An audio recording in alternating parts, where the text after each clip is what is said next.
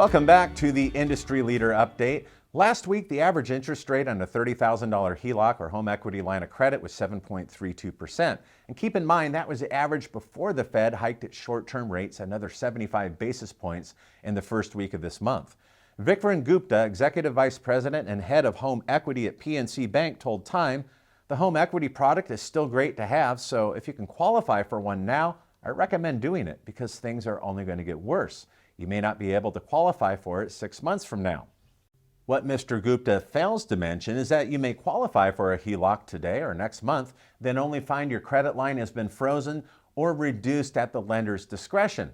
How quickly the longtime homeowners have forgotten that as the 2008 housing crash worsened, it was banks and non-bank lenders that froze and reduced the credit lines of millions of homeowners, despite the fact that they had good credit. Then there's new home buyers. They have no idea that the HELOC was ever frozen. They're not aware of that in history. Well, there's a good chance we may see that play out again next year with credit lines being frozen because today's pace of home price declines has already exceeded the 2008 housing crash. Yes, that's the truth. Now, the lessons that should have been learned, that securing a home equity line of credit is one thing, but keeping access to those funds is quite another. It is for this reason that older homeowners may want to reconsider before they apply for a HELOC. And the typical requirement for a HELOC is a minimum credit score of 680, a maximum loan to value of 85% on the home, and a debt to income ratio below 43%. Now, sure, they may be able to secure a HELOC, but there's a strong possibility they're going to be stuck making the required monthly HELOC payments for their existing balance and then have no access to any additional funds. And all that begs the question, why not a reverse mortgage? Well, there are two reasons that most older homeowners never even look at a HECM loan as a potential HELOC alternative. First, most Americans who have heard about a reverse mortgage have some idea what it is, have no clue that a HECM loan can provide a line of credit or unspent loan proceeds.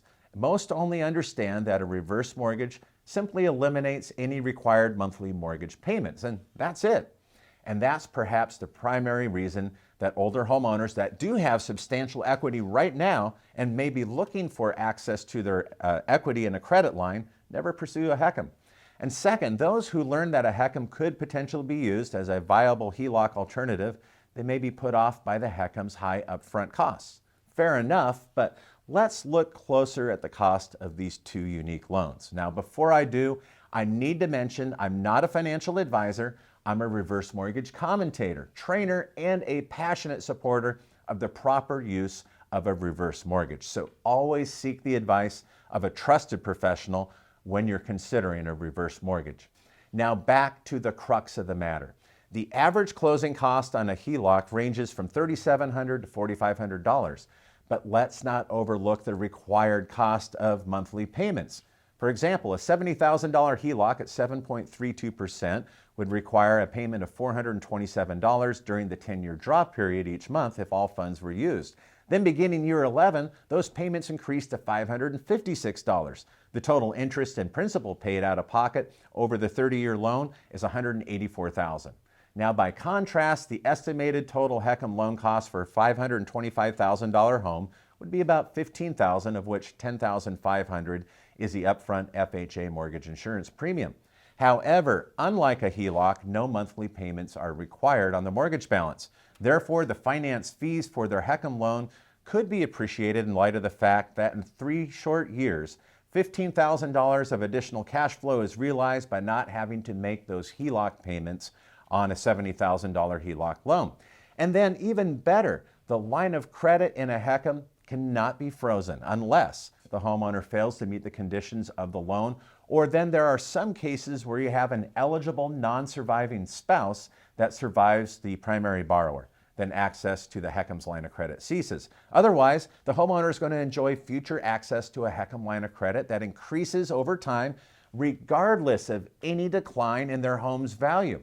Now, in the age of an uncertain economy, inflation, and of volatile lending standards, the value of a HECM over a HELOC is in its flexibility, no required monthly loan payments, and strong guarantees.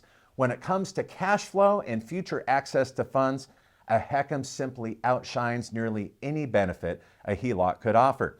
Now, if you enjoyed today's video, please share it on your LinkedIn and Facebook timelines, and consider also liking today's episode if you found it valuable, and hit the subscribe button. That way you never miss an upcoming episode. And catching up on your reverse mortgage news each week, it's as simple as hitting play. Thanks to our weekly podcast, HECM World Weekly, Apple users can listen and subscribe on iTunes. That's it for us. Until we meet again, know that we want you to win in your business and win in life, and that our team here at Reverse Focus is here to help you prospect, nurture, and close more loans. Have a great week.